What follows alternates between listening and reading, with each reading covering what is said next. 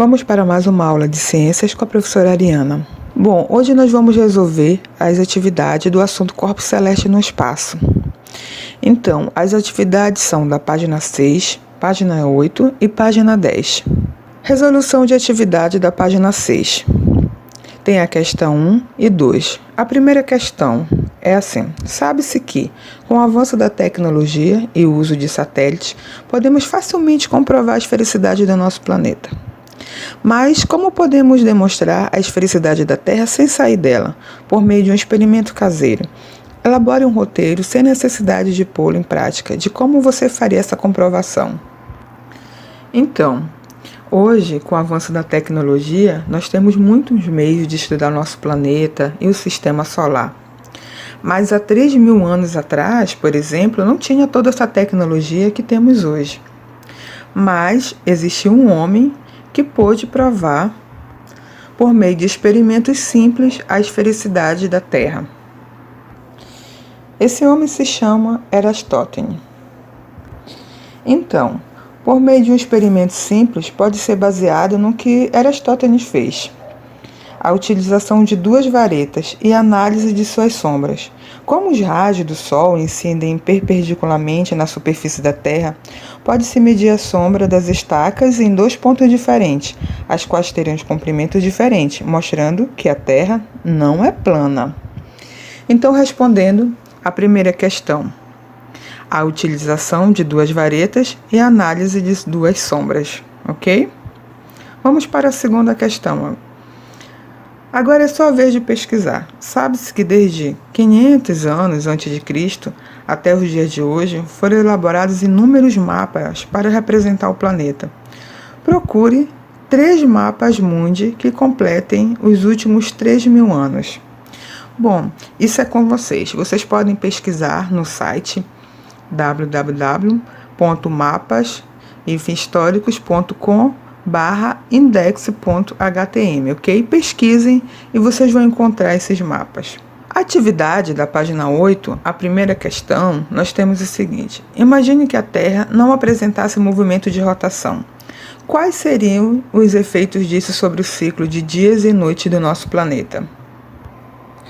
Bom, no início do capítulo, lá na página 2, eu comecei a aula conversando com vocês sobre se não tivesse esses movimentos do planeta, se tivesse uma desaceleração brusca na Terra, e se a Terra não girasse ao redor do próprio eixo, qual seria a duração de um dia e de uma noite? E que regiões do planeta seriam mais afetadas ou menos afetadas por essa desaceleração, por essa falta de movimento?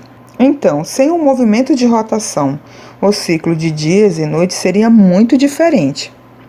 Considerando-se que a translação não fosse alterada, as regiões da Terra apresentariam intervalos de aproximadamente 3 meses de dia e 9 meses de noite.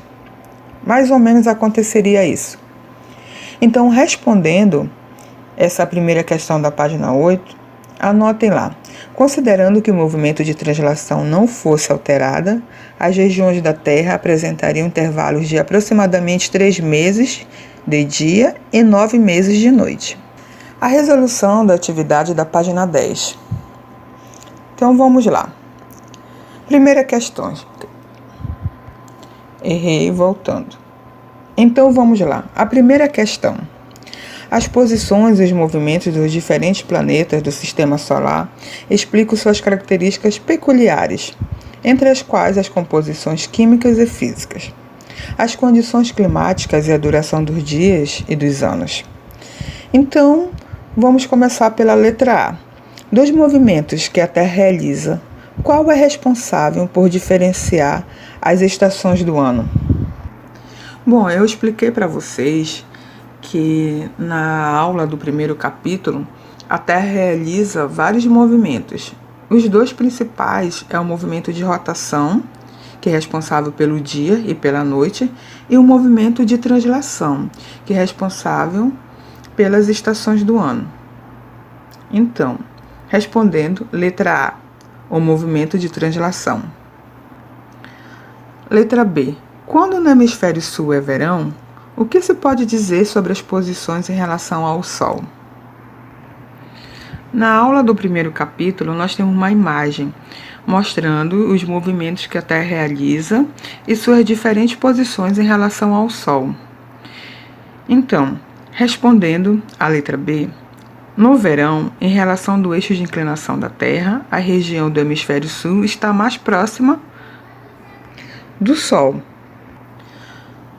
Por causa da inclinação da Terra, as intensidades dos raios solares vão pegar mais intensamente nessa região, que é a região do hemisfério sul. Segunda questão. Por que a Lua apresenta sempre a mesma face voltada para a Terra? Professora, eu assisti um filme, Transformers, e nesse filme é o lado oculto da Lua. Transformers, o lado oculto da Lua. Eu também assisti. Então, professora, por que é o lado oculto da Lua? Tem um lado da Lua que nós nunca vemos? O que significa? Bom, então, existe sim um lado da Lua que nós nunca vemos. Por isso que no filme Transformers tem lá o lado oculto da Lua. A Lua, ela realiza muitos movimentos. Os principais são de translação, rotação e revolução. Porque a Lua, ela, assim como o Sol e a Terra, ela não está parada no céu. Ela gira ao redor da Terra, que por sua vez gira ao redor do Sol. Então, entre esses três movimentos que a Lua realiza, o movimento de translação é o que ela faz em torno do Sol, acompanhando a Terra, claro. Sua duração é de 1 ano.